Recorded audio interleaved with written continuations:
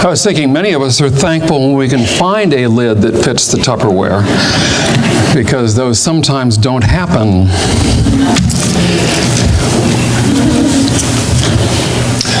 I mentioned last week that this season at the end of Kingdom Tide, at the end of the church year, just before we start Advent, is almost always wrapped up in Christ the King, in the language of the kingdom. And so we're sharing a series of parables that Jesus tells about the kingdom and what it means for us. Here's the parable from Matthew 25.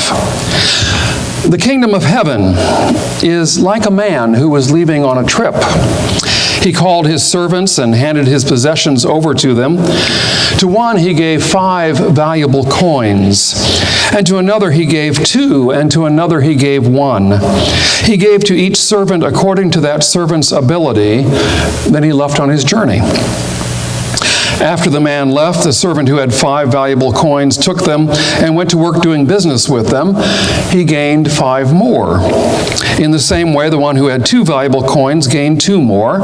But the servant who had received 1 valuable coin dug a hole in the ground and buried his master's money.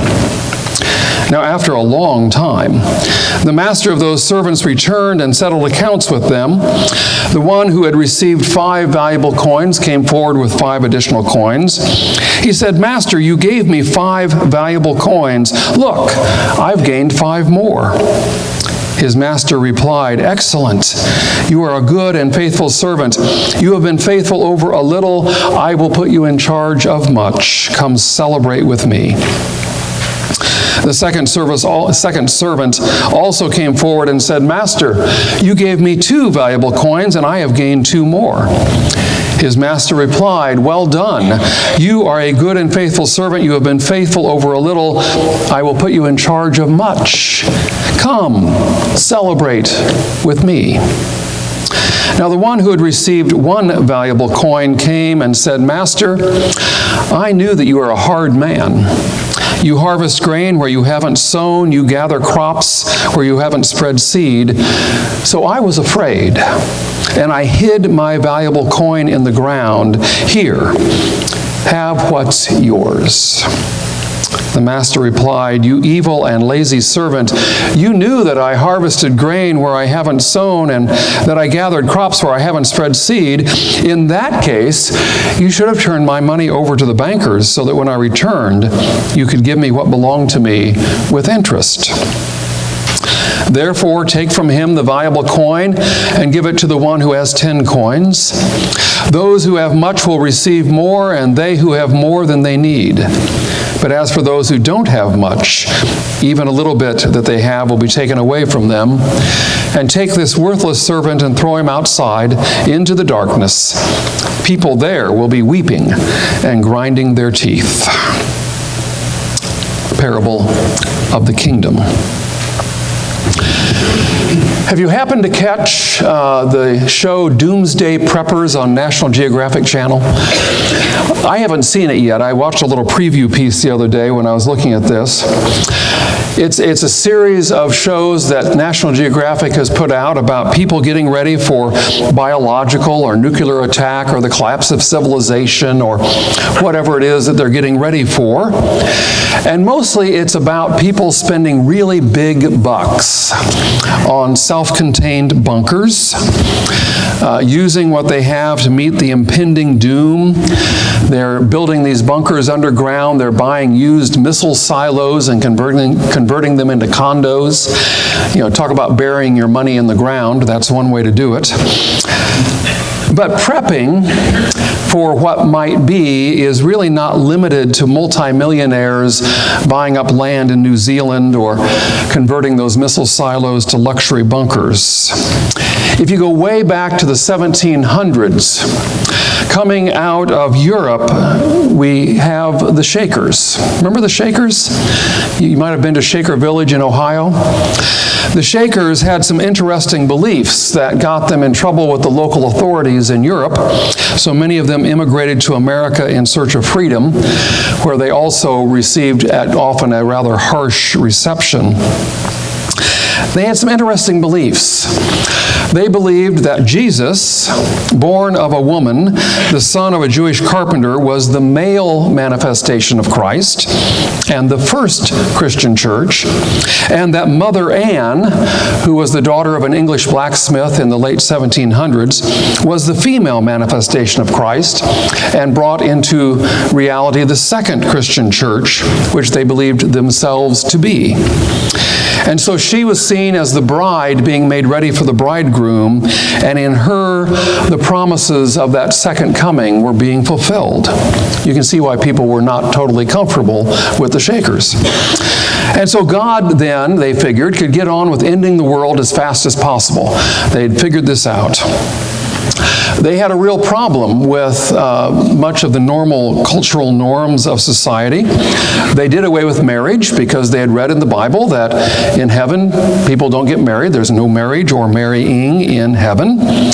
And the highest virtues that they had were virgin purity, living together in community, and confession of sin, and then being separate from the world. And Mother Ann or Sister Ann, her doctrine was simple. You just confess, you live in community, and everything will be taken care of. Of course, you might realize that when you don't allow people to marry or to have children, it's kind of hard to maintain a community. The only way that they grew was by taking in foster children and by accepting new members who would ascribe to their philosophy, to their theology. And so they did grow for a while, and by 1860 there were about 6,000 members. If the kingdom is happening, why bother with something as mundane as creating a new generation, as having children? You know, the kingdom is coming, so just stop and move into your society and wait. What really surprised me as I looked at the Shakers was that there are still 2 Shakers who are fully a part of the community. They live in New Gloucester, Maine, in the Sabbath Day Lake Shaker Village. Brother Arnold Hadd and Sister June Carpenter, and they are the last 2 remaining Shakers who are officially Shakers. And when they're gone, that movement will be gone. But our nation and the world at large has always had that long history of various groups and clans and tribes coming to a belief that the world was about to end. And it was time to focus in on that idea and often to ignore the rest of life, to bury that talent in the ground and wait and watch for the master to return. You may have caught on the news a few years ago a little more recent return like that, or recent idea. Harold Camping is a radio person, or was a radio personality. He died a few years ago. He ran a radio network out of California called Family Radio. And back in 2008, he predicted that the world would end on May 21st, 2011. And when it didn't, he then moved it to October 21st, 2011. And, you know, that's all. We can kind of chuckle and, you know, we see those things happen. But there was another part to that, and that is that he had some very devoted followers. Abby Haddad Carson told the New York Times that she quit her job as a Maryland nurse about 2 years before the prophecy was to take place so that she could sound the trumpet with her husband Robert and their 3 children, Joseph, Faith, and Grace. She stopped paying into her children's college fund. They spent all their resources going out and promoting Harold's predictions. Her children weren't quite so sure. Her daughter, Grace, who was 16, said that she really was not too sure what Mom was up to. Another couple, Adrienne Martinez and her husband Joel, quit their jobs and they moved to a rented home in Orlando where they passed out tracts. And they told the radio program that they were spending down all the money they had because they didn't see any need to hang on to any money because the world was going to end on May 21st, 2011. camping in November of 2011, after his second prediction did not happen, realized he was in error for trying to predict the end times. But along the way, his radio station spent just right at $100 million in advertising for his prediction, most of it raised from his followers. I'm not too sure that investing in predictions of the end time is what Jesus had in mind when he talked about growing the talents given by God. So what's Jesus trying to tell us in this parable? We can unpack it a little bit. The master is Jesus. He is going away for a little while, ascending into heaven, and he promises to return. And so that seems pretty clear. The talents probably aren't money per se in terms of the parable. They're probably works of love and mercy, ways for the church to be the church. I think that Jesus is aiming this parable not so much at individual people, but at the church. He's saying to the church, be good disciples. Take what you have and use it well. Share the gospel and reap the benefits. Have it grow. Don't just bury it in the ground. And then we have the 3 slaves. All of them have been found worthy to handle the master's money, but in varying amounts. And so 2 get busy and investing and planning and calculating, using what they have to build up the master's capital, the master's kingdom. But the 3rd servant reacts out of fear. He is worried about what might be. He hides the talents. He buries them in the ground. He sits back to wait for the master to return, because he sees his master as someone who is harsh and judgmental, where the other 2 apparently don't. So the master returns, and we have the reckoning, where 2 are invited to the heavenly banquet, and the 3rd is sent outside, much like the bridesmaids last week were left outside of the feast. So what's Jesus saying? I think there's 2 sort of takeaways on this. One is, God wants partners to invest in the kingdom. God invests in us. God gives us the tools and the resources and the people and the ideas and the traditions and so much more, and says, now, go and be the good news to the world. God does not expect to do that strictly by God's self. God doesn't try to micromanage the church. God says, here are the gifts of the good news, the talents. Now go and make good use of them. And the second takeaway is, resist fear. Don't be afraid. Don't respond to what God is doing in your life and in the church and in the world around us out of dread for what might be.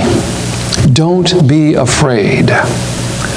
I'm very thankful today that we have a wonderful group of people who have agreed to serve as elders and diaconate and board leaders in the coming year, and in some cases 3-year terms, who have stepped up to serve. I think that says a lot about a lack of fear, that they're willing to step up and keep this church living and growing and moving forward. So those are the 2 takeaways. We are partners with God, and we should not be afraid. Now, it's interesting to note when you read this parable, if you go back and read these ending chapters there in Matthew, go back and read this 24, 25, in that range, Jesus has gone to Jerusalem. And if you remember, his disciples said, oh, Jesus, you can't do that. That's too dangerous. We don't dare go there. But he's in Jerusalem. He has left the relative safety of Galilee, and he has moved his ministry there. He has invested himself and his disciples into a new venture, into a risky move. When he is in Jerusalem, the religious leaders see him as a threat to the status quo. The Roman authorities see him as disturbing the peace. And so he knows that it's a dangerous place to be. And he knows that for his little band of frightened disciples to thrive, that they need to face the challenges head on. They need to take what he has given them and make sure that they grow it, that they invest it, that they use it wisely. Now, the point of this parable is not about doubling the money. I really think that if the first two slaves had lost those talents in their investments, that the master still would have celebrated them. I think he would have come and said, you at least tried. You risked what you had. You lived in the moment. You did what was important. The condemnation of the third slave is not about the fact that he didn't make any money. It's the fact that he didn't even try. He just stopped and didn't do anything. I was told recently there's an old baseball saying. I'm not a big sports person, so I don't know all the sayings, but I was told this one. It says, you can't be charged with an error unless you touch the ball. I like that because I think that's what Jesus is saying here. We cannot do what Jesus wants us to do unless we touch the ball, unless we swing for the fences, unless we play with excitement and drive. John Buchanan, who's a gifted preacher, writes about this story. He says, the greatest risk of all, it turns out, is not to risk anything. Not to care deeply and profoundly enough about anything to invest deeply, to give your heart away, and in the process to risk everything. He says the greatest risk of all, it turns out, is to play it safe, to live cautiously and prudently. He goes on and talks about how traditional theology identifies sin quite often as pride or egotism, but he says one of the original sins was sloth. And sloth was defined, as he writes it, as not caring, not loving, not rejoicing, not living up to the full potential of our humanity, playing it safe, investing nothing, being cautious and prudent, digging a hole, and burying our money in the ground. On Tuesday, our book club met for the final chapter of Rob Bell's book, Love Wins. And we were talking about the prodigal son and that story. And we talked about where we identify in the story, who we identify with. And I was sitting there thinking, and I think I shared with the group as well, that I identify with that elder son. I was raised in the church. I was taught early on that when you're a good church member, you play it safe. You don't rock the boat.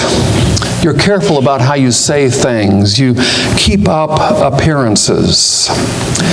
And for much of my life, I think I bought into that narrative, that church was about believing ideas about God in my head, about being good, about avoiding being bad, about being that elder brother.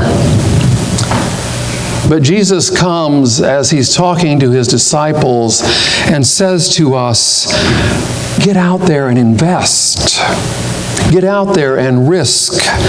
Leave the safety of Galilee and go to Jerusalem, where there may be danger, but where there are needs to be met.